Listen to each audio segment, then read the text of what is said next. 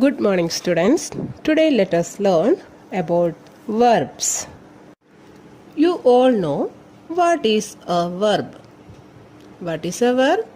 A verb denotes an action or being or possession. Examples: Jaya hit the ball hard.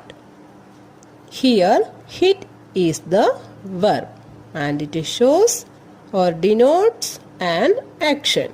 Madhu is intelligent. Here, is the verb and it denotes being. I have a beautiful diary. Here, have is the verb and it denotes possession. Next, let us learn about transitive verbs.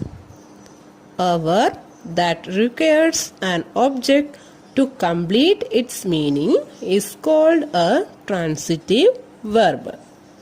That means a verb needs an object to complete its meaning. That type of verbs are called the transitive verbs. In transitive verbs, there will be object. Example: the patient needs medicine. In this sentence, needs is the verb and medicine is the object. Without the object medicine, the sentence is incomplete and meaningless. The patient needs. What the patient needs? Not complete sense. Okay, it does not give any complete meaning.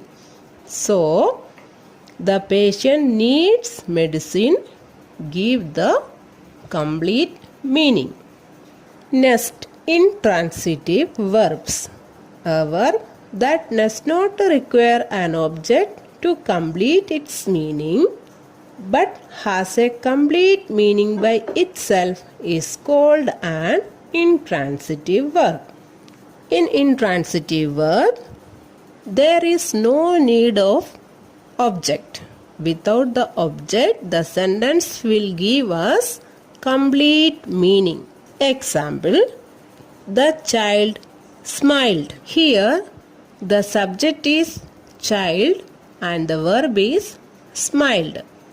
Then it gives us complete meaning. There is no object in this sentence and it gives us complete meaning.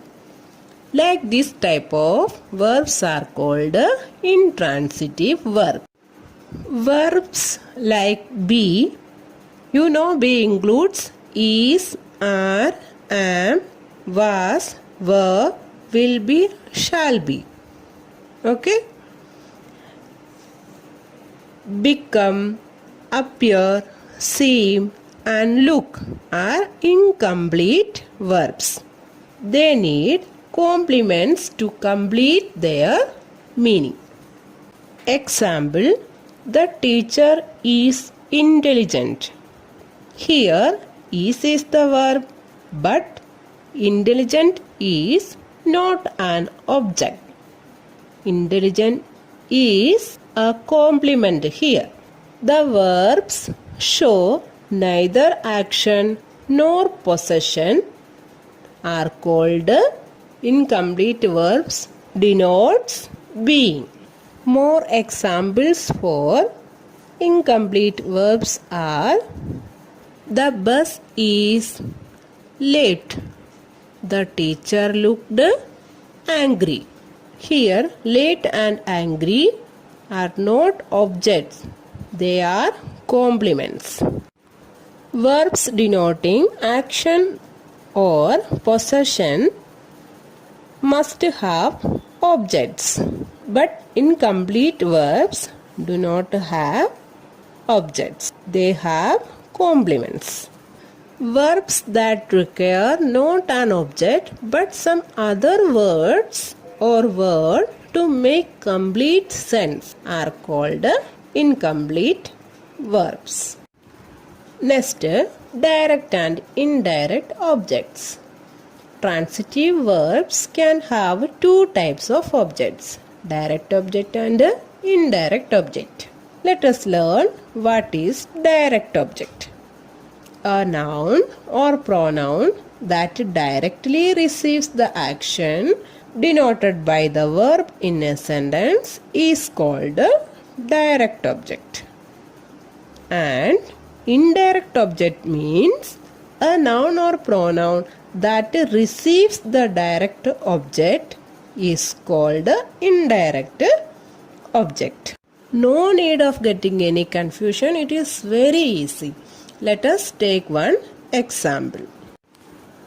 Mr. Hussain bought Akram an iPod. Then we can ask a question. What bought?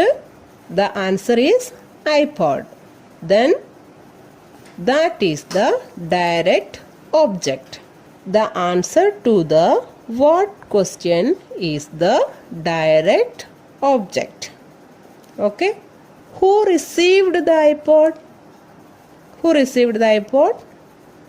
Akram. So, let us take one more example. Dr. Singh taught us science. Taught what? Science. So, direct object is science. Taught to whom? Taught us. So, us is the indirect object. So, we can conclude that the answer to the whom question is the indirect object. Okay? Students, hope you have understood this chapter. The remaining part of this chapter we will learn in our next class. Thank you.